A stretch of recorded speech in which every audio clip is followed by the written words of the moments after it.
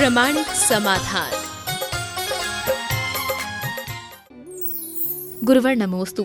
अच्छे व बुरे अवसर की पहचान क्या है और अवसरवादिता को लोग बुरा क्यों मानते हैं? देखिए, अच्छे और बुरे अवसर हर व्यक्ति की अपनी अपनी दृष्टि है, उसके अनुरूप अपनी अपनी व्याख्या है। कोई किसी को अच्छा बोले, कोई किसी को बुरा बोले। जिसमें जो लाभ मिलता है वो उसे अच्छा अवसर मिलता है। जैसे एक चोर के लिए रात अंधेरा हो, घर का दरवाज़ा खुला हो और मालिक सो रहा हो, तो उसके लिए इससे अच्छा अवसर कोई नहीं है ना। एक जेब कतरे के लिए आपके जेब में माल हो, जेब थोड़ी बड़ी हो और आप बेभानी से बैठे हों, थोड़ी झपकी ले रहे हों, तो उसके लिए एक अच्छा अवसर है। तो ये अच्छा और बुरा अवसर तो सबके लिए अलग अलग होता है। फिर भी जीवन के संदर्भ में अच्छा अवसर क्या है, जिससे जीवन की प्रगति की संभावनाएं बढ़े, वो अच्छा अवसर है। और जो जीवन के पतन का कारण बने, वो बुरा अवसर है। तो हम अपने क्षण क्षण को एक अच्छे क्षण में बदल सकते हैं यदि हम उसका लाभ उठाने की कोशिश करें। अगर देखा जाए तो मनुष्य के लिए आने वाला हर क्षण एक अच्छे अवसर के रूप में होता है, अगर वह उसका सदुपयोग करे तो। अवसरवादिता तो मौका परस्ती है, स्वार्थीपन है। अवसर का लाभ उठाना और केवल अवसर की तलाश करना अच्छी बात नहीं है। अवसर की तलाश करना भी बुराई नहीं है, लेकिन अवसर का फ़ायदा उठाना बहुत बुरा है। हमने किसी के साथ अवसर का फ़ायदा उठाया, मौका परस्ती कहलाई, ये नकारात्मक सेंस में है। लेकिन यदि हम हर अवसर का सदुपयोग करने के लिए जुट जाते हैं तो ये हमारी जागरूकता के अंतर्गत है। गुरुवर नमोस्तु। मंदिर में पूजन के द्रव्य का क्या करना चाहिए? दीन दुखी प्राणियों के लिए आप उसका प्रयोग कर सकते हैं। आप पशु पक्षियों के लिए उसका प्रयोग कर सकते हैं। मेरी राय है, हमेशा मैं कहता हूँ, पर समाज के बहुत कम लोग इस पर ध्यान दे रहे हैं, इसमें सारे मंदिर के प्रबंध व्यवस्था से जुड़े लोग पाप के भागी हो रहे हैं। मेरे सामने उदयपुर में ही सवाल आया था। दिल्ली के एक भाई ने कहा कि मंदिरों के द्रव्य को लोग ऐसे इलाके में भेजते हैं जो मांसाहारी हैं और उसके साथ बिरयानी खाई जाती है। माने मांस के साथ आपके मंदिर का द्रव्य खाया जा रहा है। सोच लीजिए कितना पाप है। थोड़ा आप देखिए तो उधर भी होता है। और दूसरा उपयोग, जितने भी बाज़ार के चाट पकोड़े इडली डोसा वाले, उसमें यही चावल गलता है, घूम फिर के आपके पेट में भी आ जाता है। आप निर्माल्य का मूल्य क्यों आंक रहे हैं? माली को अच्छी पगार दीजिए।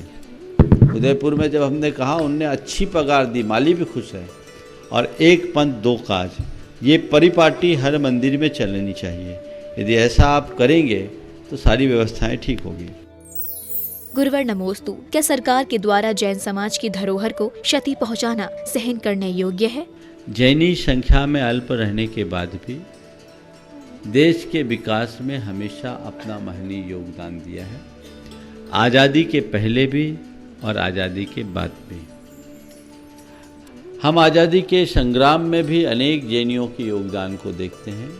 और हमारे यहाँ महाराणा प्रताप जैसे के ऊपर आई हुई विपदा के निवारण के लिए भामाशाह जैसे लोग होते हैं जो जैन थे, अपना खजाना खोलते हैं। कुल मिलाकर जैन इतिहास अत्यंत गौरव से भरा हुआ है और ये देश के प्रति, राष्ट्रवाद के प्रति जैनियों ने हमेशा अपना सर्वस्व होमा है।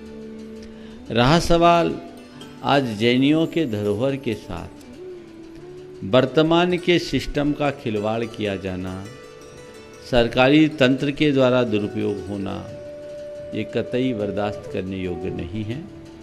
समाज को जागरूकता रखनी चाहिए और जहाँ भी इस तरह की समस्या है, पूरी ताकत लगाकर उसका पुरजोर विरोध करना चाहिए। उसमें किसी तरह की कमी या खलल नहीं आने देनी चाहिए। लेकिन इसके साथ एक बात और कहूँगा, सरकारी तंत्र हमारे लिए आकर कोई अड़ंगा लगाए, उससे पहले हमें चाहिए कि हम अपनी व्यवस्थाएं ठीक कर लें। आज समाज की उदासीनता के कारण हमें बहुत बड़े बड़े नुकसान झेलने पड़े। मैं एक सलाह देता हूं आज के इस मंच से पूरे देश के लोगों को, हमारे जितने भी धार्मिक और सामाजिक स्थल हैं जो विभिन्न ट्रस्टों के अंतर्गत हैं, जितने लोग इस कार्यक्रम को देख और सुन रहे हैं, उनसे मेरी एक सलाह है कि उसके सारे दस्तावेज कंप्लीट रखे, अप टू डेट होना चाहिए, और उस सारे दस्तावेज को एक लॉकर लेकर बैंक में जमा करे। वो आपके धरोहर है। कई स्थलों पर हमारे बड़े भूखंड रहे, पुरखों के पास रहा, उसका कागज पत्तर उन्हीं के पास, वो चले गए, आ जाता पता नहीं। आज भी बहुत सारे ऐसे हमारे धर्मस्थल हैं, सामाजिक संस्थाएं हैं, जिनके कोई पेपर उनके पदाधिकारियों के पास नहीं है। तो समय रहते सारे डॉक्यूमेंट ठीक होने चाहिए, डॉक्यूमेंटेशन अच्छा रखना चाहिए, उनकी पूरी फाइल तैयार करके रखना चाहिए, ताकि आने वाले समय में हमारी भावी पीढ़ी को किसी भी प्रकार की चुनौतियों का सामना न करना पड़े। ये प्रयास सबसे पहले स्तर पर करना चाहिए। कहीं पर भी हो, जो लोग भी ये देख रहे हैं, देखिए अरे भाई ठीक है, अभी तो सब चल रहा है, अभी चल रहा है, आने वाले 25-50 वर्ष बाद सरकार की नीतियाँ क्या होंगी कोई पता नहीं चलेगा। हमें चाहिए कि हम अपने दस्तावेजों को व्यवस्थित करके चलें। गुरुवर नमोस्तु। पुण्य रूपी खर्चे को कैसे कम करें व पुण्य की आमदनी कैसे बढ़ाएं? देखिए, बैलेंस को प्लस में रखने का सीधा उपाय है खर्चा कम हो और आमदनी ज़्यादा। हमारे साथ वो सिस्टम हम लागू करेंगे तो बैलेंस हमेशा प्लस में रहेगा। हमारे खर्चे कब बढ़ते हैं और आमदनी कब बढ़ती है, मैं उसका फार्मूला दे देता हूँ। दुख आने पर जब हम आकुलता करते हैं तो हमारे खर्चे बढ़ जाते हैं, और सुख आने पर जब हम उसका परित्याग करते हैं तो हमारी आमदनी बढ़ती है। जब सुख आता है हम उसका भोग करते हैं तो कर्जा चढ़ता है। समझ गए? थोड़ा सा ढंग से सुनना मेरी बात। दुख आने पर शोक और आकुलता करने से खर्चा बढ़ता है। समझ गए? सुख आने पर उसका त्याग करने से आमदनी बढ़ती है, और सुख आने पर उसका भोग करने से कर्जा चढ़ता है। तो कर्जा ज़्यादा चढ़ेगा, सुख का भोग ज़्यादा करोगे तो कर्जा ज़्यादा चढ़ेगा, इधर खर्चा बढ़ेगा तो बैलेंस शीट उल्टा होगा। तो क्या करिए? दुख को क्षमता से सहिए, दुख को स्वीकार कीजिए, आपका खर्च घटेगा। नंबर 1। दूसरी बात, सुख आए तो उसका भोग करने की जगह त्याग कीजिए, आमदनी बढ़ेगी। लेकिन जब भी आप सुख भोगोगे तो सुख भोगना यानी भोग विलास करना, अर्थात पाप करना यानी कर्जा चढ़ाना, बैलेंस शीट उल्टा होगा। इसलिए इस गणित को समझिए और एक सिद्धांत बनाइए, दुख को सहना है, सुख को त्यागना है, और जीवन भर आनंद मगन रहना है। यह जीवन का सार है, निचोड़। गुरुवर नमोस्तु। स्वयं को सही व गलत का निर्णय लेने योग्य कैसे बनाएं? आज बहुत सारे लोगों के सामने इस तरह की समस्या है कि वो निर्णय नहीं ले पाते।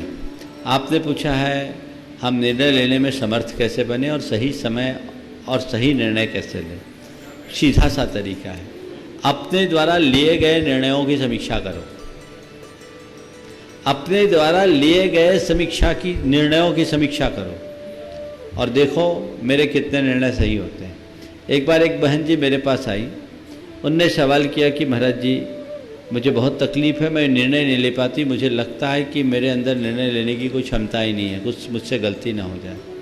मैंने उसे थोड़ा मोटिवेट किया और उससे कहा एक काम करो, मैं तुम्हें एक उपाय बताता हूँ, तुम्हें जब भी निर्णय लेना हो आंखें बंद करना, मेरी छवि को याद करना, नमोकार जपना, और जो निर्णय तुम्हें लेना है ले लेना। और निर्णय लेने के बाद हर 10 निर्णय की समीक्षा करना, और उसके बाद तुम मेरे पास आना। मैंने उसको कहा था कि 15 दिन बाद तुम मुझसे मिलो। उसने मेरी बात का अनुकरण किया। आई, मैंने पूछा ये बताओ तुमने इन दिनों में कितने बड़े निर्णय लिए? उसने बोला, महाराज इन दिनों में मैंने 8 बड़े निर्णय लिए।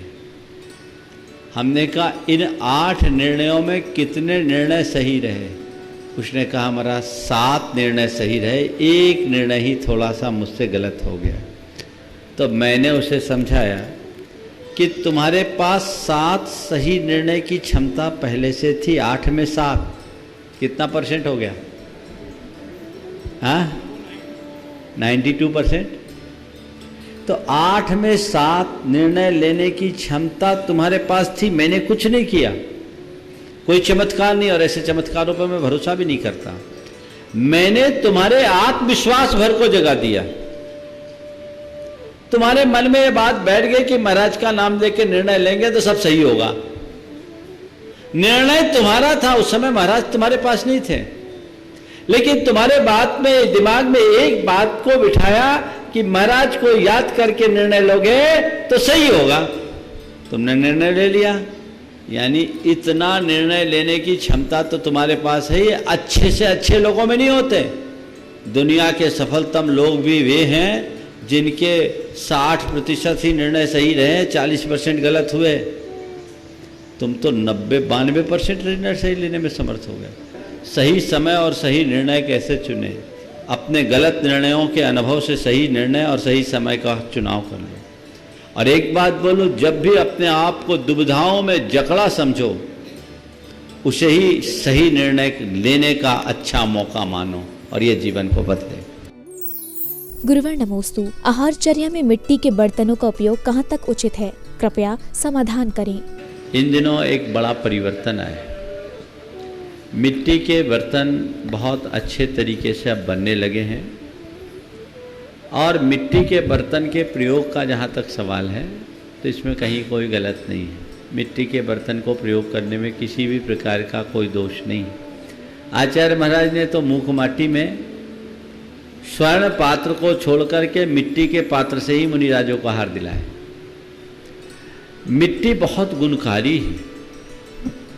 वर्तमान में ऐसे अनेक शोध हुए हैं जिन शोधों के आधार पर यह बताया जा सकता है कि अगर व्यक्ति मिट्टी के पात्र में भोजन करना शुरू कर दे तो गैस्ट्रिक प्रॉब्लम, डायबिटीज की प्रॉब्लम और अन्य अनेक प्रकार की बीमारियों से बच सकता है, क्योंकि इसमें हमें स्वाभाविक रूप से मिनरल्स मिल जाते हैं।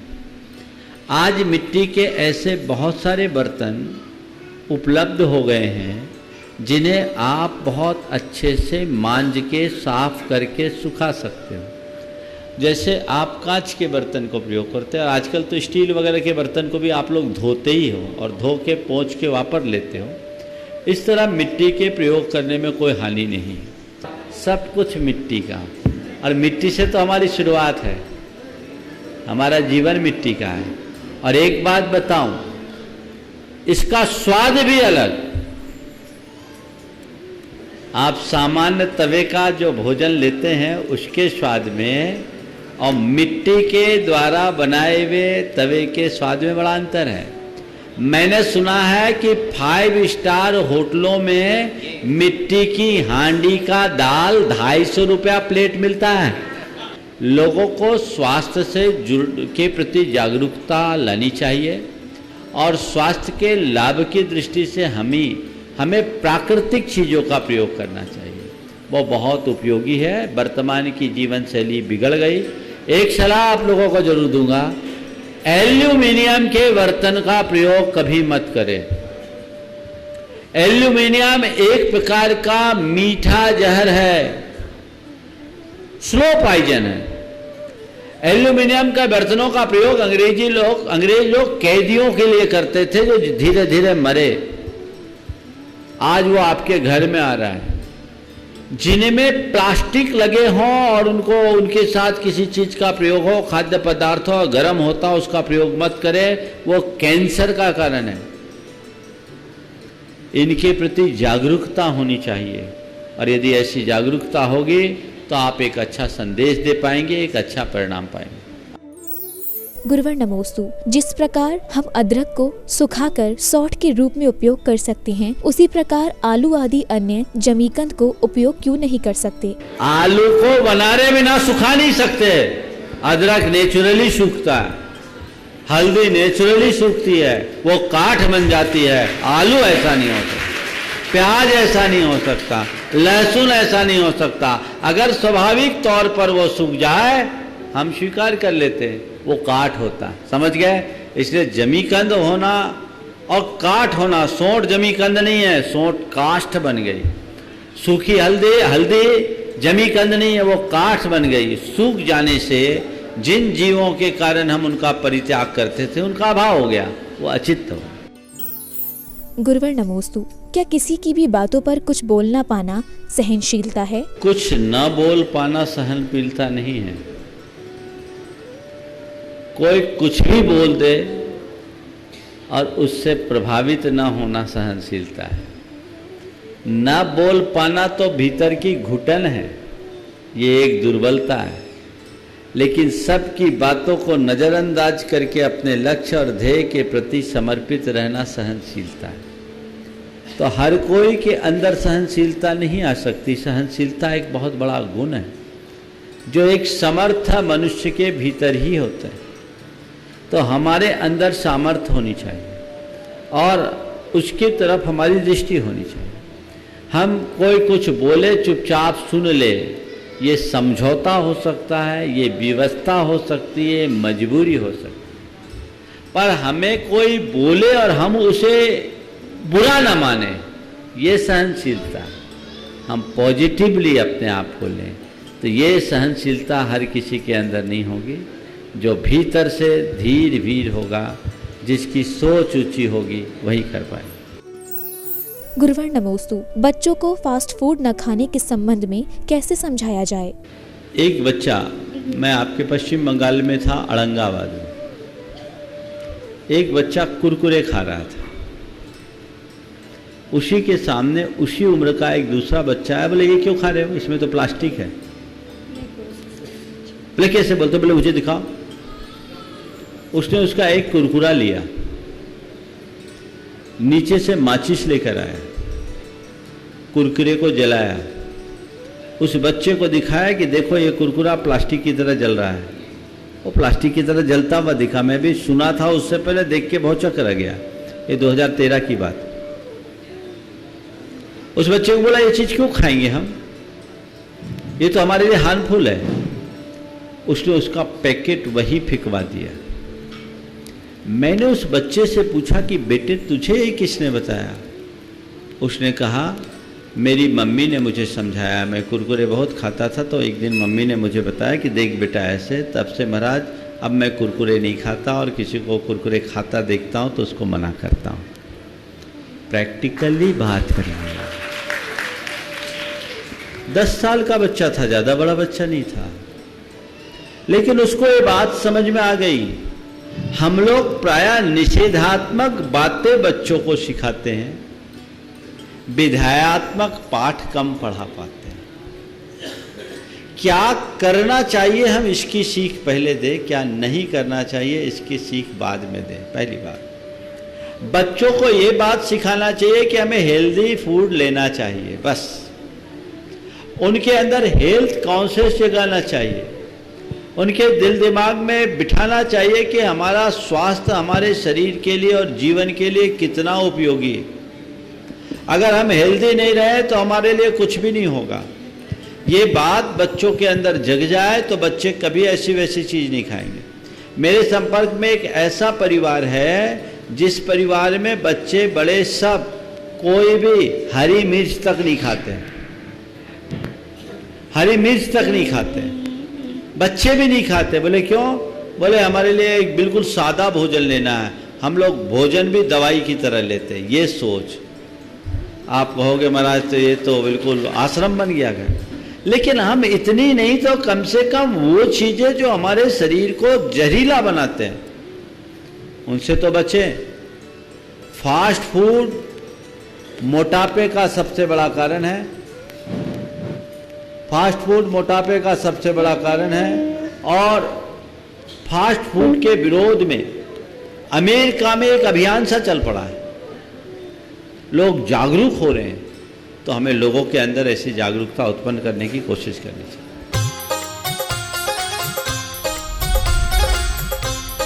प्रामाणिक समाधान।